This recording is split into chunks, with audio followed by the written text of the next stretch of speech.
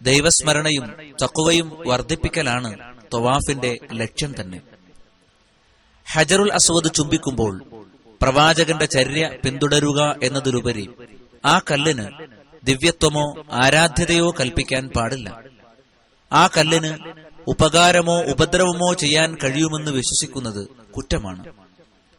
ഉമർ റളിയല്ലാഹു അൻഹു ഒരിക്കൽ ഹജറുൽ അസ്വദ് ചുംബിക്കുമ്പോൾ പറയുകയുണ്ടായി, ഇന്നി ലഅലം അന്നക ഹജറുൻ ലാ തദുറു വലാ തൻഫഉ വലൗലാ അന്നി റഅയ്തു നബിയ സ്വല്ലല്ലാഹു അലൈഹി വസല്ലം യുഖബ്ബിലുക മാ ഖബ്ബൽതുക. ബുഖാരി, മുസ്ലിം. നിശ്ചയം എനിക്കറിയാം, നീ ഉപകാരമോ ഉപദ്രവമോ ചെയ്യാത്ത കേവലം ഒരു കല്ലു മാത്രമാണെന്ന്. നബി സല്ലല്ലാഹു അലൈഹി വസല്ലം നിന്നെ ചുംബിക്കുന്നത് ഞാൻ കണ്ടിട്ടില്ലായിരുന്നുവെങ്കിൽ ഞാനും നിന്നെ ചുംബിക്കുമായിരുന്നില്ല. തവാഫ് ആരംഭിക്കുമ്പോൾ അല്ലാഹുമ്മ ഈമാനം ബിക് വതസ്ദീഖൻ ബികിതാബിക് വവഫാഅൻ ബിഅഹദിക് വത്തിബാഅൻ ലിസുന്നതി നബിയിക് മുഹമ്മദിൻ സ്വല്ലല്ലാഹു അലൈഹി വസല്ലം. അല്ലാഹുവേ, നിന്നിൽ വിശ്വസിച്ചുകൊണ്ട് നിന്റെ ഗ്രന്ഥം സത്യപ്പെടുത്തിക്കൊണ്ട് നീയുമായുള്ള കരാർ പാലിച്ചുകൊണ്ട് നിന്റെ ദൂതൻ മുഹമ്മദ് സ്വല്ലല്ലാഹു അലൈഹി വസല്ലമിനെ പിന്തുടർന്നുകൊണ്ട് എന്ന് പ്രാർത്ഥിക്കുന്നത് ഉത്തമമാണ്. ചിലർ ഹജറുൽ അസ്വദിന് തൊട്ടു മുമ്പുള്ള മൂലയായ റുക്നുൽ യമാനിയുടെ ഭാഗത്തുനിന്നു തന്നെ തവാഫ് ആരംഭിക്കാറുണ്ട്. അത് നബിചര്യക്കെതിരാകുന്നു. ഹിജ്റു ഇസ്മായിൽ എന്ന ഈ കാണുന്ന അരമതിൽ വളച്ചുകെട്ടിയ ഭാഗം കഅബയിൽ പെട്ടതു തന്നെയാണ്. അതിനകത്തുകൂടി തവാഫ് ചെയ്താൽ ശരിയാവുകയില്ല. റുക്നുൽ യമാനിയിൽ സാധിക്കുമെങ്കിൽ ബിസ്മില്ലാഹി അല്ലാഹു അക്ബർ എന്ന് പറഞ്ഞ് വലത് കൈകൊണ്ട് തൊട്ടുമുത്തണം. കൈകൊണ്ട് തൊട്ടുമുത്തുക എന്നല്ലാതെ ആ മൂലയിലെ കല്ല് ചുംബിക്കുന്നത് സുന്നത്തില്ല. ആദ്യത്തെ 3 തവാഫിൽ റംല് നടത്തം നടക്കണം.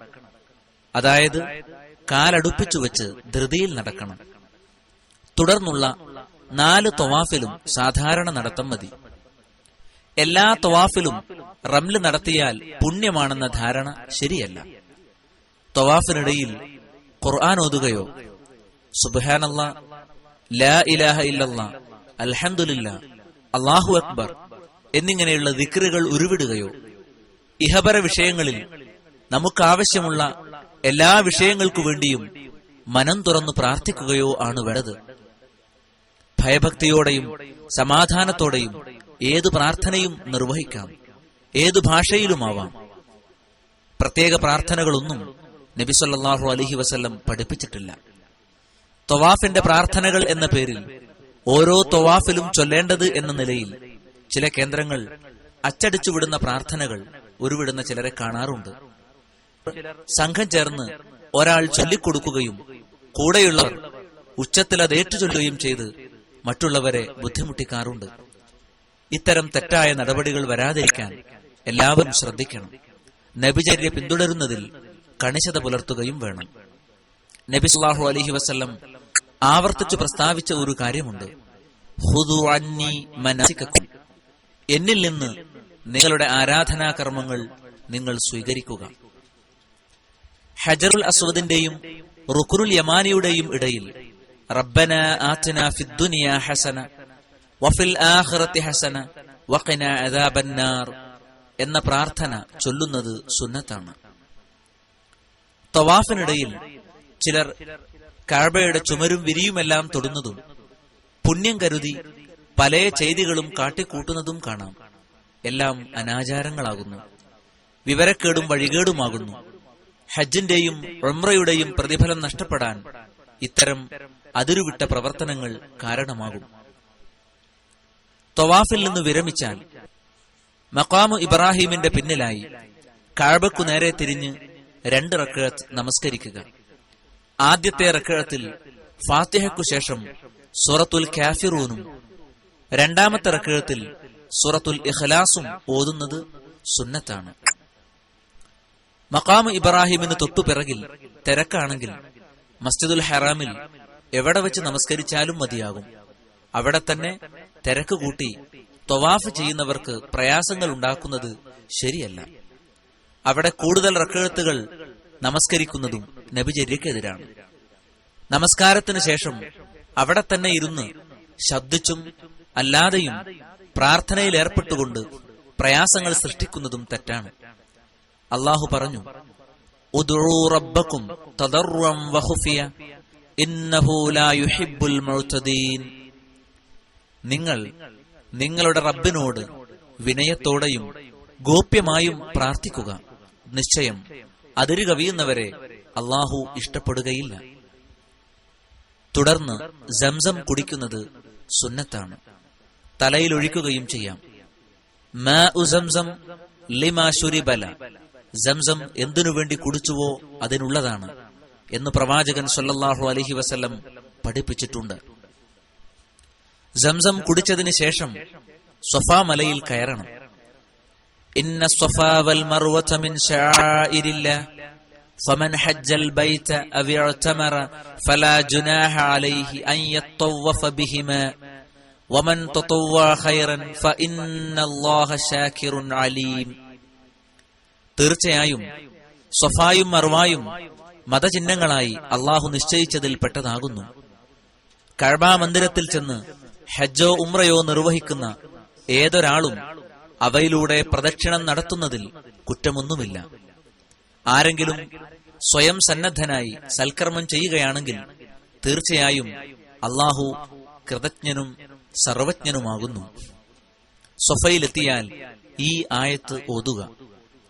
ശേഷം അബ്ദഉ ബിമാ ബദഅ അല്ലാഹ്, അള്ളാഹു തുടങ്ങിയതുകൊണ്ട് ഞാനും തുടങ്ങുന്നു എന്ന് പറയുക. തുടർന്ന് പ്രാർത്ഥിക്കുക. ലാ ഇലാഹ ഇല്ലല്ലാഹ് അല്ലാഹു അക്ബർ. ലാ ഇലാഹ ഇല്ലല്ലാഹു വഹ്ദഹു ലാ ശരീക ലഹു ലഹുൽ മുൽക് വലഹുൽ ഹംദ് വഹുവ അലാ കുല്ലി ശൈഇൻ ഖദീർ. ലാ ഇലാഹ ഇല്ലല്ലാഹു വഹ്ദഹു അൻജസ വഅദഹു വനസറ അബ്ദഹു വഹസമൽ അഹ്സാബ വഹ്ദഹു. അല്ലാഹു അല്ലാതെ മറ്റൊരാരാധ്യനുമില്ല. അല്ലാഹു ഏറ്റവും മഹാനത്രേ. അല്ലാഹു അല്ലാതെ മറ്റൊരാരാധ്യനുമില്ല. അവൻ ഏകൻ, അവന് ഒരു പങ്കുകാരനുമില്ല. രാജാധിപത്യം അവനുള്ളതാണ്, സ്തുതിയും അവനുള്ളതു തന്നെ. അവൻ ജീവിപ്പിക്കുകയും മരിപ്പിക്കുകയും ചെയ്യുന്നു. അവൻ സർവശക്തനാണ്. അല്ലാഹു അല്ലാതെ മറ്റൊരാരാധ്യനുമില്ല. അവൻ ഏകൻ മാത്രം. തന്റെ വാഗ്ദത്തം അവൻ നിറവേറ്റി. തന്റെ അടിമയെ സഹായിച്ചു. ശത്രുസേനകളെ അവൻ തനിച്ച് പരാജയപ്പെടുത്തി. ഈ സമയത്ത് കഅബയ്ക്ക് നേരെ തിരിഞ്ഞു നിൽക്കൽ സുന്നത്താണ്. 3 തവണ ഈ പ്രാർത്ഥന ആവർത്തിക്കണം. സഅയിനിടയിലും ഇഷ്ടമുള്ള ദിക്റുകളും പ്രാർത്ഥനകളുമെല്ലാം ചൊല്ലാം.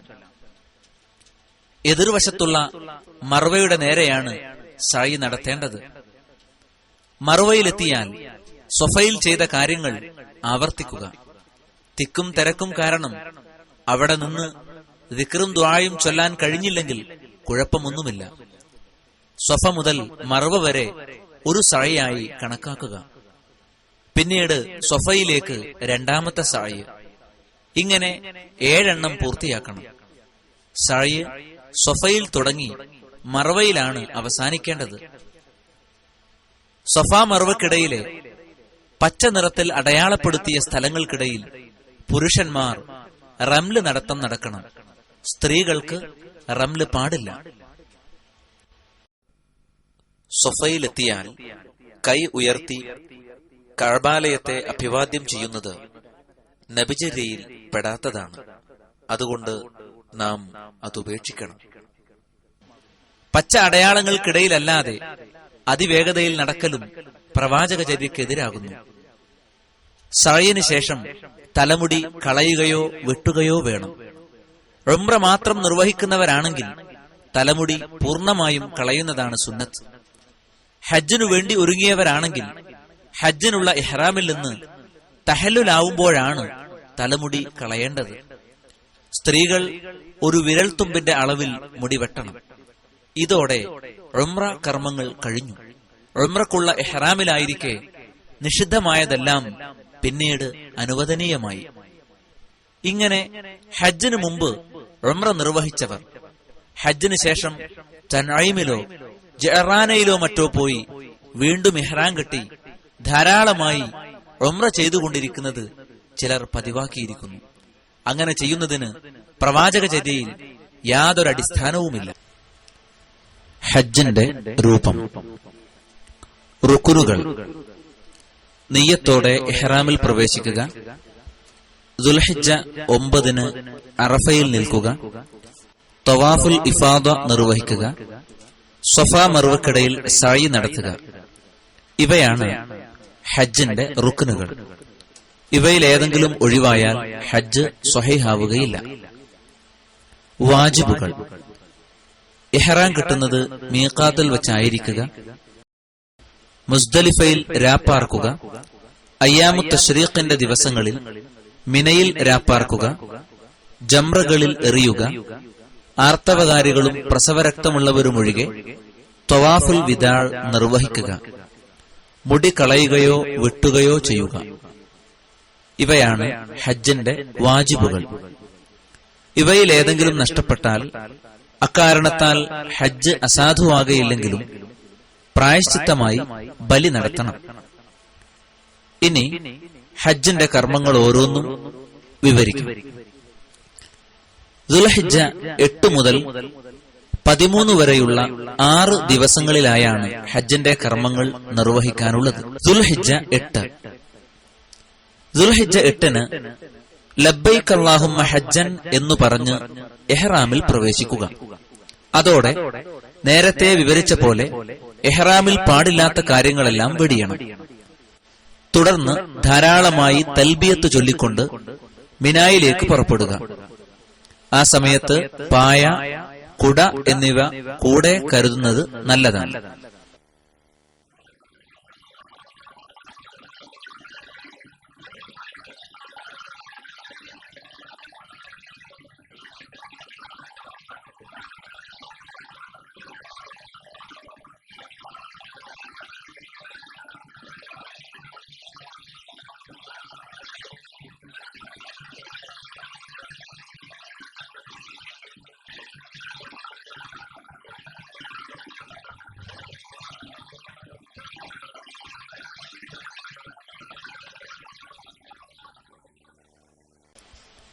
മിനയിലെത്തിയാൽ ഓരോ നമസ്കാരവും ഖസറാക്കിയാണ് നമസ്കരിക്കേണ്ടത്.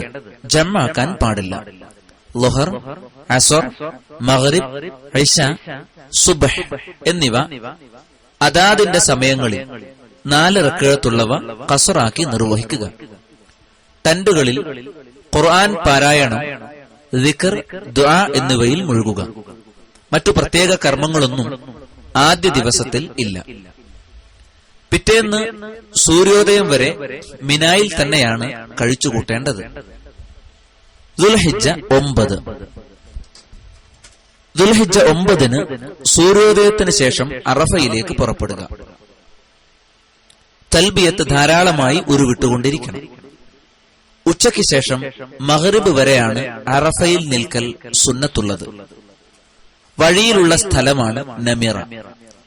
ഉച്ചക്ക് മുമ്പെത്തുന്നവർ നമിറയിലെ പള്ളിയിൽ തങ്ങുക. അവിടെയുള്ള ഖുതുബയിലും ജമാഅത്ത് നമസ്കാരത്തിലും പങ്കെടുക്കുക. അൽ ഹജ്ജ് അറഫ. അറഫയാണ് ഹജ്ജ്.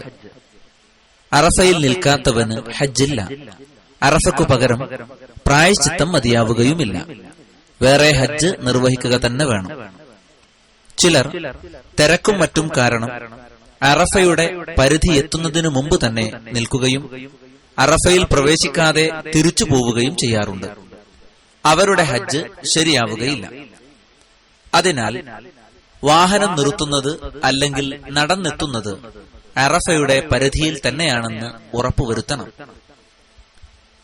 ജമ്മും ഖസറുമായാണ് അറഫയിലെ ളുഹറും അസ്റും നമസ്കരിക്കേണ്ടത്. കഴിയുമെങ്കിൽ അവിടെയുള്ള വലിയ ജമാഅത്തിൽ പങ്കെടുക്കണം. അവിടെയെല്ലാം വേപ്പുമരങ്ങൾ വെച്ചു പിടിപ്പിച്ച് പരമാവധി തണലിനു വേണ്ട സൗകര്യങ്ങൾ ഉണ്ടാക്കിയിട്ടുണ്ട്. വേണമെങ്കിൽ അല്പമൊക്കെ വിശ്രമിക്കുന്നതിന് വിരോധമില്ല. പാപങ്ങൾ കഴുകിക്കളയേണ്ട പ്രധാനപ്പെട്ട സ്ഥലമാണ് അറഫ. കഅബയുടെ നേരെ തിരിഞ്ഞ് ധാരാളമായി പ്രാർത്ഥിക്കുക. സ്വന്തത്തിനു വേണ്ടിയും പ്രിയപ്പെട്ടവർക്കു വേണ്ടിയും ലോക മുസ്ലിങ്ങൾക്കു വേണ്ടിയും എല്ലാവർക്കു വേണ്ടിയും എല്ലാറ്റിനു വേണ്ടിയും പ്രാർത്ഥിക്കുക. ചിലർ അറഫയിലെ മലകൾക്ക് നേരെ തിരിഞ്ഞു നിന്നാണ് പ്രാർത്ഥിക്കാറുള്ളത്. അത് ശരിയല്ല. കഅബയുടെ നേരെയാണ് തിരിഞ്ഞു നിൽക്കേണ്ടത്. നാട്ടിൽ നിന്നെത്തുന്ന പലരും ചെയ്യാറുള്ളതുപോലെ റാത്തീബും മൗലിദുകളും ചൊല്ലി ഹജ്ജിന്റെ ഫലം തന്നെ നഷ്ടപ്പെടുത്താതിരിക്കാൻ പ്രത്യേകം ശ്രദ്ധിക്കുക. പല മൗലിദ് കിതാബുകളിലും ഇസ്ലാമിന് കടകവിരുദ്ധമായതും ശിർക്ക് നിറഞ്ഞതുമായ വരികൾ ധാരാളം കാണാമെന്നുള്ളത് പ്രത്യേകം ഗൗരവത്തിലെടുക്കേണ്ട കാര്യമാകുന്നു. മഗ്രിബിന് മുമ്പ് അറഫ വിടാൻ പാടില്ല.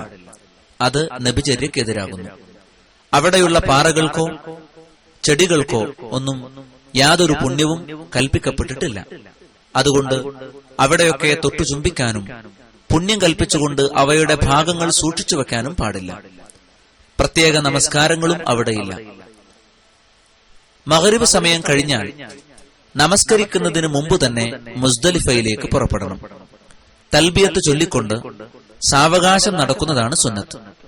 ധൃതി പിടിക്കരുതെന്ന് റസൂൽ സല്ലല്ലാഹു അലൈഹി വസല്ലം പ്രത്യേകം നിർദ്ദേശിച്ചിട്ടുണ്ട്. മഗ്രിബും ഇശായും പിന്തിച്ച് ജമ്മും ഖസറുമായി മുസ്ദലിഫയിലെത്തിയ ശേഷം മാത്രം നമസ്കരിക്കുക. രാത്രി മുസ്ദലിഫയിൽ തങ്ങുക. വിശ്രമമാണ് മുസ്ദലിഫയിൽ സുന്നത്ത്. പ്രത്യേക ഇബാദത്തുകളൊന്നുമില്ല. അല്ലാഹു അക്ബർ അല്ലാഹു അക്ബർ അല്ലാഹു അക്ബർ ലാ ഇലാഹ ഇല്ലല്ലാഹ് അല്ലാഹു അക്ബർ അല്ലാഹു അക്ബർ വലില്ലാഹിൽ ഹംദ്. ദുൽഹിജ്ജ 10 പ്രധാനപ്പെട്ട കർമ്മങ്ങൾ ഈ ദിവസമാണ്. സുബഹ് കഴിഞ്ഞ് സൂര്യൻ നന്നായി ഉദിച്ചുയരുന്നതുവരെ മുസ്ദലിഫയിൽ തന്നെയാണ് കഴിച്ചുകൂട്ടേണ്ടത്. എന്നിട്ട് തൽബിയത്തുമായി മിനായിലേക്ക് നീങ്ങുക. ലബ്ബൈക അല്ലാഹുമ്മ ലബ്ബൈക ലബ്ബൈക ലാ ശരീക ലക ലബ്ബൈക ഇന്നൽ ഹംദ വന്നിഅമത ലക വൽ മുൽക് ലാ ശരീക ലക. സ്ത്രീകളും പ്രായം ചെന്നവരും രോഗികളും അവരെയെല്ലാം സഹായിക്കുന്നവരും സുബഹിന് മുമ്പ് തന്നെ പുറപ്പെടുന്നതിനും വിരോധമില്ല. മിനായിലേക്ക് പുറപ്പെടുമ്പോൾ കഅബയുടെ നേരെ തിരിഞ്ഞ് ദുആ ചെയ്യുന്നത് സുന്നത്താണ്. വഴിയിൽ വെച്ച് ചെറിയ കല്ലുകൾ പെറുക്കണം. മുസ്ദലിഫയിൽ വെച്ച് തന്നെ കല്ല് പെറുക്കുന്നതിൽ പുണ്യമൊന്നുമില്ല. വഴിയിലുള്ള ഒരു സ്ഥലത്തു വെച്ചാണ് അബർഹത്തിനെയും ആനക്കാരെയും അള്ളാഹു നശിപ്പിച്ചത്. അവിടെ എത്തിയാൽ അല്പം വേഗത്തിൽ നടക്കുന്നത് സുന്നത്താണ്. ജംറകൾക്ക് സമീപമെത്തിയാൽ തൽബിയത്ത് നിർത്തുക. മൂന്നാമത്തെ ജംറയായ വലിയ ജംറത്തുൽ അഖബയിൽ മാത്രമാണ് അന്നെറിയേണ്ടത്. 7 പ്രാവശ്യം എറിയുക. ഓരോന്നായി അല്ലാഹു അക്ബർ എന്ന് പറഞ്ഞുകൊണ്ട് സാവകാശം എറിയുക. മറ്റൊന്നും ചൊല്ലേണ്ടതില്ല. രോഗമോ വാർദ്ധക്യമോ കാരണം വളരെ പ്രയാസമനുഭവിക്കുന്നവർക്ക് എറിയാൻ മറ്റൊരാളെ ഏൽപ്പിക്കാം. ചിലർ കോപത്തോടെയും ശക്തിയോടെയുമാണ് കല്ലെറിയുക. കല്ലെറിയാൻ വന്ന മറ്റുള്ളവരെ അവർ ബുദ്ധിമുട്ടിക്കുക തന്നെ ചെയ്യും.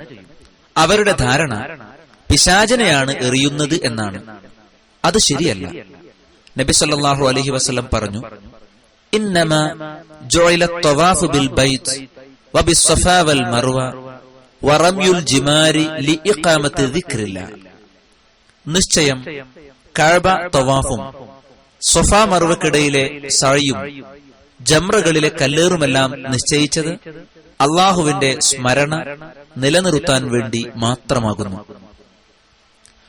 വലിയ കല്ലുകൊണ്ടോ ചെരുപ്പ്, കുട, വലിയ വടി തുടങ്ങിയവ ഉപയോഗിച്ചുകൊണ്ടോ എറിയരുത്. വിവരക്കേട് കൊണ്ട് അങ്ങനെയൊക്കെ ചെയ്യുന്നവരെ കാണാമെങ്കിലും നാം ഉത്ബുദ്ധരായിരിക്കണം.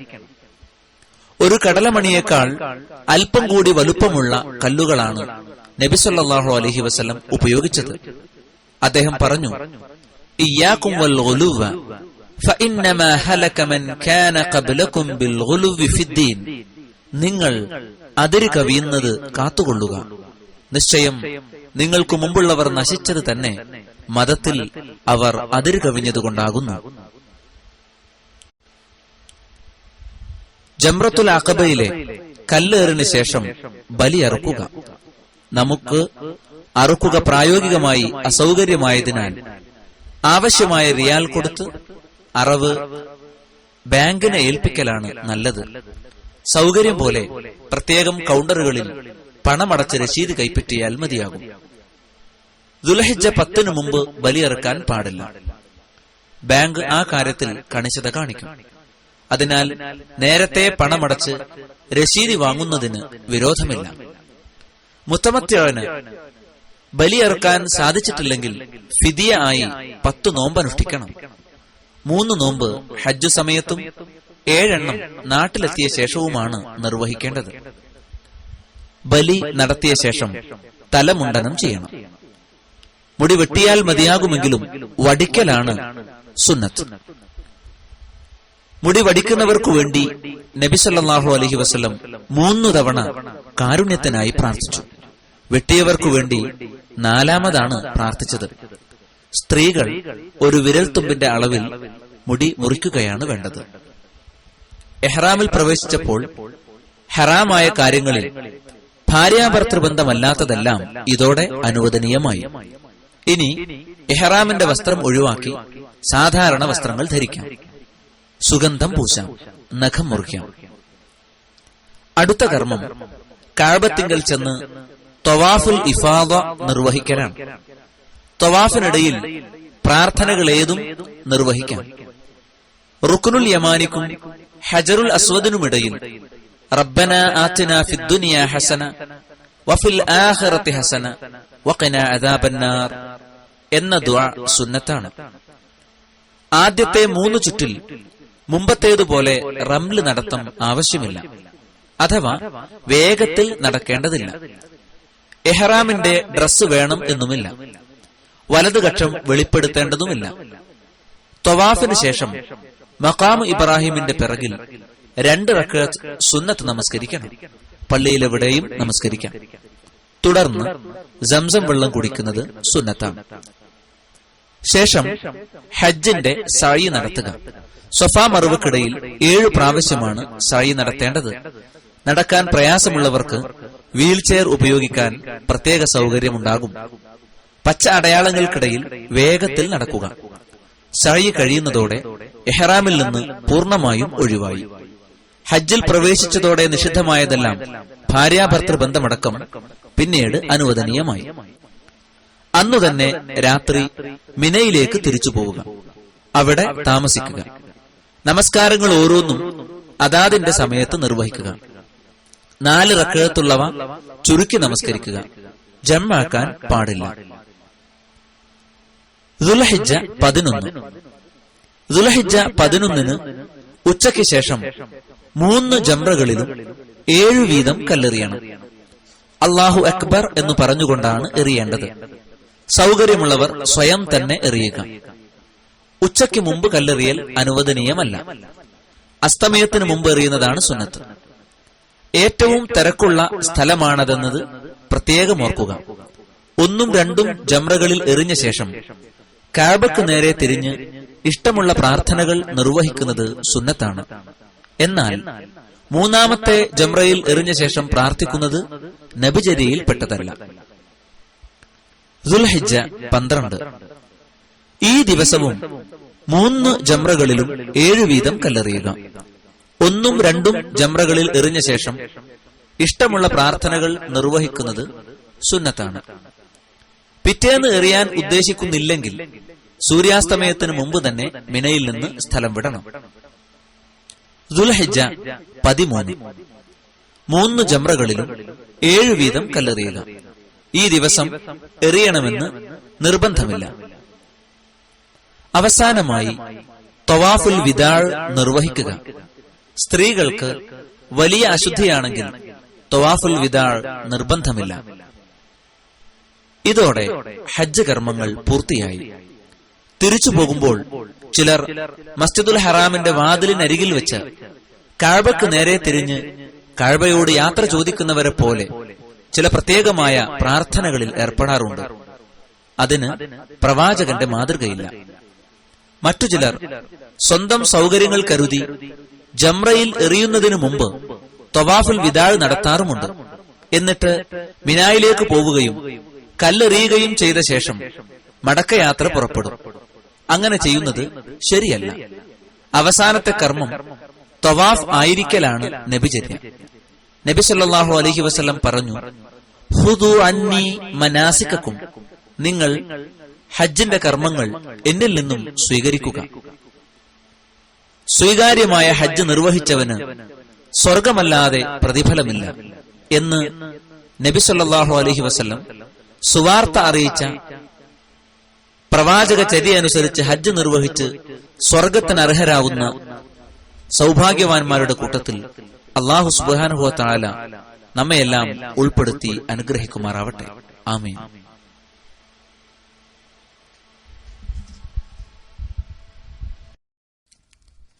മദീന സന്ദർശനം.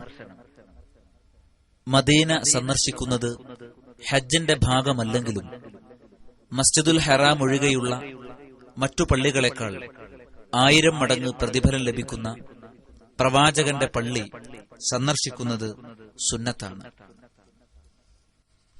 നബി സല്ലല്ലാഹു അലൈഹി വസല്ലം പറഞ്ഞു, സ്വലാത്തുൻ ഫീ മസ്ജിദി ഹാദാ അഫ്ദലു മിൻ അൽഫി സ്വലാത്തിൻ ഫീമാ സിവാ ഇല്ലൽ മസ്ജിദുൽ ഹറാം വസ്വലാത്തുൻ ഫിൽ മസ്ജിദുൽ ഹറാം അഫ്ദലു മിൻ 100 സ്വലാത്തിൻ ഫീ മസ്ജിദി ഹാദാ. എന്റെ ഈ പള്ളിയിലെ ഒരു നമസ്കാരം മസ്ജിദുൽ ഹറാമല്ലാത്ത മറ്റു പള്ളികളിലെ 1000 നമസ്കാരത്തെക്കാൾ ശ്രേഷ്ഠമാണ്. മസ്ജിദുൽ ഹറാമിലെ ഒരു നമസ്കാരം എന്റെ ഈ പള്ളിയിലെ 100 നമസ്കാരത്തെക്കാൾ പുണ്യകരമാണ്.